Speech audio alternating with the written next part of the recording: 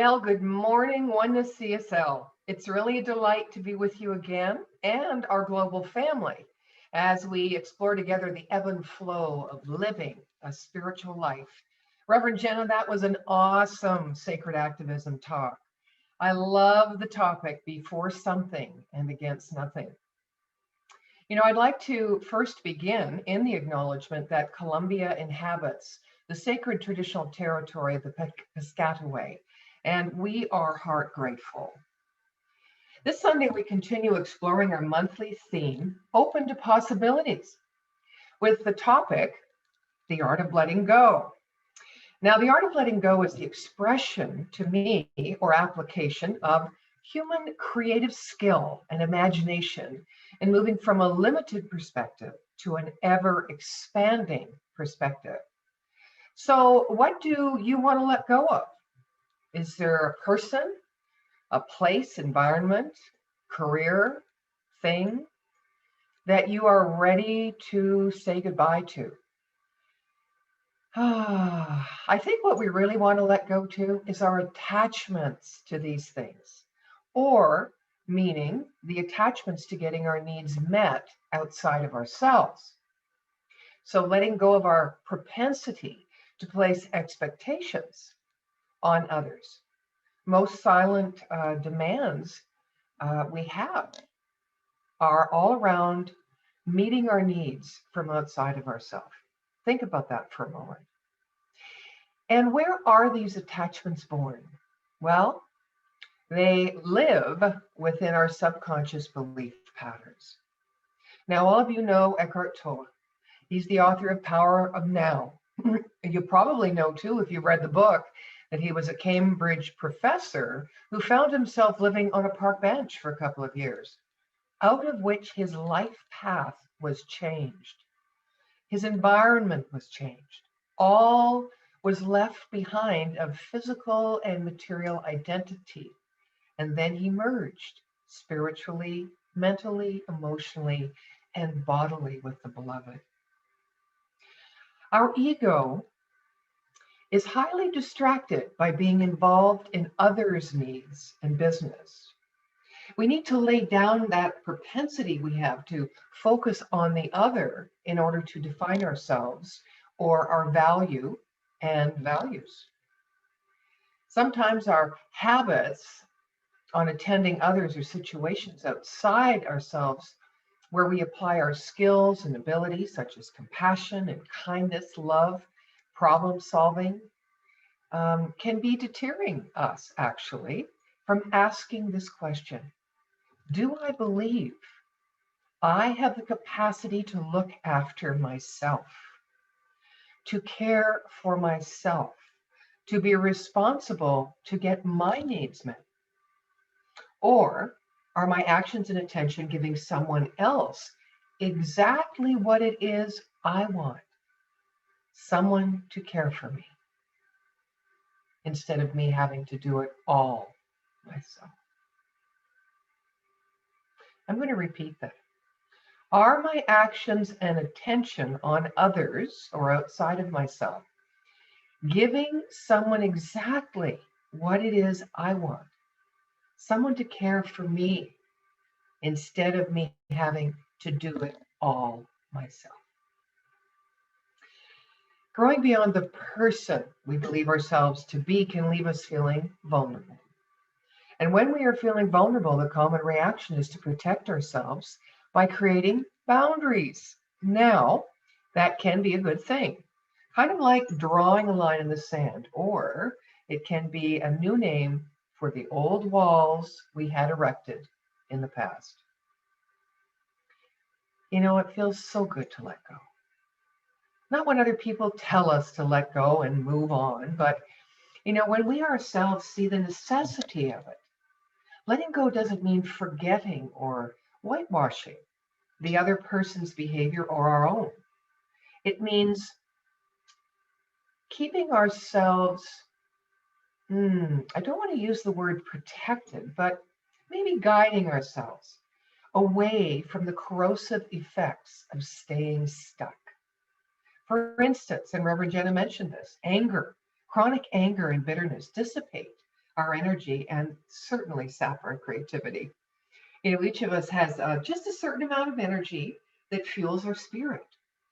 And if 5% or 75% of that energy is directed toward carrying someone who has wronged us or judgment on ourselves, then that same percentage is unavailable for other pursuits. And you and I both know there's all sorts of experiences on the spiritual path, isn't there? And positive periods of development, those that are reassuring and comforting, are certainly important parts of the process. We know positive experiences will fluctuate. We will rarely, if ever, perceive a steady development of them precisely because experiences are fickle by nature. You know, we can be enjoying a series of good experiences, but that does not ensure that they will continue indefinitely, and they may stop suddenly. Even so, they remain a very important part of spiritual practice, not least because they help to maintain our motivation to continue practicing. And the way in which these positive experiences arise also varies enormously. You know, you may have some amazing moving experiences, something like a spiritual awakening that appears to rise out of nowhere. In fact, such experiences do not really come from nowhere. They come from divine wisdom because that will always precede them, although they appear to our conscious experience as independent. They can also vanish just as quickly as they appear. And at other times, certain experiences will grow over a period of time. They'll peak and then gradually fade away. As spiritual practitioners, we are instructed not to attach too much significance to these experiences or any experience. The advice is to resist the temptation to become fixated on the experiences themselves. Experiences will come and go, and each experience has to be let go of, or the mind will simply close down in its fixation on that experience, leaving little or no room for new experiences to arise. And what is this month? Open. Open at the top, open to possibilities. And the reason this is because our fixations will encourage worries and doubts to arise in the mind and interfere with the developmental process. There is no fixation involved in the process. Positive spiritual experiences will start to lead you to spiritual realizations when there is no fixations. Positive experiences, spiritual ones, will start to lead us to spiritual realizations.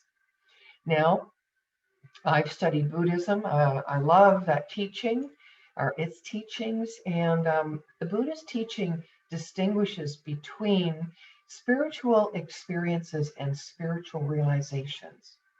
Spiritual experiences are usually more vivid and intense than realizations because they are generally accompanied by psychological and physiological changes. Realizations, on the other hand, may be felt, but the experience is less pronounced. Realization is about acquiring insight. Therefore, while realizations arise out of our spiritual experiences, they are not identical to them. Spiritual realizations are considered vastly more important because they don't fluctuate. The distinction between spiritual experiences and realizations is continually emphasized in Buddhist thought. If we avoid excessively fixating on our experiences, we will be under less stress in our practice. Wouldn't that be great? Without that stress, we will be better able to cope with whatever arises. The possibility of suffering from any psychic or race conscious disturbances will be greatly reduced. And we will notice a significant shift in the fundamental texture of our experience. Fixation on our experiences is seen as another variation of fixation on the self. Here the rubber meets the road. Letting go of fixation is effectively a process of learning to be free. Because every time we let go of something, we become free of it. Whatever we fixate upon limits us because fixation makes us dependent upon something other than ourselves. And each time we let go of something, we experience another level of freedom, actually, another level of self reliance. The art of letting go is the crux of inner change and can be found within 4 stages of contemplative spiritual practice. For some 1500 years in the Benedictine tradition, a contemplative practice called Lectio Divina, which means divine reading, has existed. It originally grew out of choral prayer and reading of scripture by monastics and has been perfected over the course of centuries. Lectio Divina has 4 distinct but related stages. The first stage, Lectio, is reading for inspiration, not information, with complete attention, a kind of devout listening with the heart until a word or a phrase sparks the interior movement. The second stage, meditatio, which means meditation, a slow digestive process of intuitively pondering the hidden sacred meaning of the text. And this will produce a spontaneous movement in the depths of one's being that suddenly inspires us to express our commitment to and love for God. The third stage, oratio, which means oratory, is an effective prayer of the heart that engages the emotions and feelings. Here we give free rein to our intentions in relation to the divine as we express our will. Prayer is done until one feels lifted to the heights of complete loving receptivity to the presence of God. And the fourth stage, contemplatio, contemplation, rest and luxuriate in the divine presence. Rest and luxuriate in the divine presence. Without thought or imagination, it is a time to just be in effortless letting go and allowing. Eventually, in order to be free, we learn to let go of concepts. Ultimately, we need to relinquish our fixation on the reification of concepts, of things being this or that. Thinking of this and that binds us to a particular way of experiencing things. Even spiritual experiences will not be given complete, spontaneous, unmediated expression as long as the subtlest kind of conceptual distinction is present. The final step in the process of letting go is relinquishing the idea that material corruption and spiritual freedom are unequivocally opposed to one another, and that we have to give up the former to attain the latter. While this is an important distinction to observe at the beginning of the spiritual journey, we have to overcome that duality. We have to transcend both the seduction of samsaric pleasure that turns out to be so illusory, and the seduction of our spiritual goal that appears to be offering eternal happiness. It's a lot of giving up, isn't it? It's a lot of letting go, a lot of detaching, a lot of allowing, a lot of surrender. And once the pull between these two poles is harmonized and transcended, we're ready to return home, home to the truth of who we are, and let that be expressed. The ultimate goal of the spiritual journey is to realize the union of our mind and ultimate reality, which is God mind, God life, that one life. We discover eventually that not only are we in reality, but we also embody that reality. Now, spiritual struggle is valuable for the purification of the mind because our mind must be cleansed of the delusions and conflicting emotions that are the product of the law of cause and effect through generations. And after a point, however, we have to erase or ease ourselves away from that struggle. As process is made on the path, the positive qualities required for further advancement will become a part of us, and we will gradually learn how to assimilate and become these positive qualities rather than regarding them as something to be attained and possessed. At some point, we have to accomplish one final act of detachment, which is to let go of edifying altogether. Even concepts of virtue and vice, redemption, karma, and liberation have to be relinquished. Even what we believe God to be, in order to open to the possibilities. Now, by way of illustration, I want to share with you a story from a Zen tradition. It's not uncommon for Zen meditation students to keep in regular contact with their teachers concerning their spiritual progress. So in this particular story, a Zen student has a penchant for writing to his teacher monthly with an account of his development. His letters began to take a mystical turn when he wrote, "I am experiencing a oneness with the universe." Now, when his teacher received this letter, he merely glanced at it and threw it away. The next month, the student wrote, "I have discovered that the divine is present in everything." His teacher used the letter to start his fire. A month later, the student had become even more ecstatic and wrote, "The mystery of the one has many, revealing itself to my wonderment," at which his teacher just yawned. The following month, another letter arrived, which simply said, "There is no self. No one is born and no one dies."